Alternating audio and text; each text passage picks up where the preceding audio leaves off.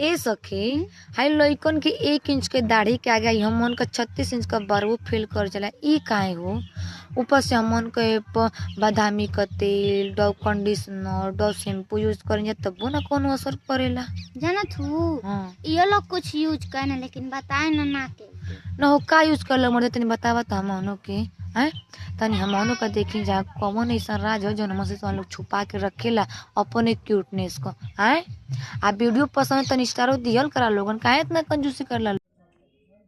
अंजलि जी, आपके 36 इंच के बाल पे हम लोगों का 1 इंच का दाढ़ी का बाल पता है क्यों भारी पड़ जाता है? क्योंकि हम लोग आपके तरह बादामी वाला तेल, डव कंडीशनर वाला शैम्पू नहीं लगाते हैं। हम लोग पता है क्या लगाते हैं? कुछ नहीं लगाते हैं। बाथरूम में जाते हैं और हम लोग भी पानी लेके हाथ में थोड़ा मुंह को धो लेते हैं, दाढ़ी को धो लेते हैं। इसीलिए हम लड़के आपके 36 इंच के बाल पे हम लोगों का 1 इंच का जो है ना दाढ़ी भारी पड़ जाता है। यही राज है।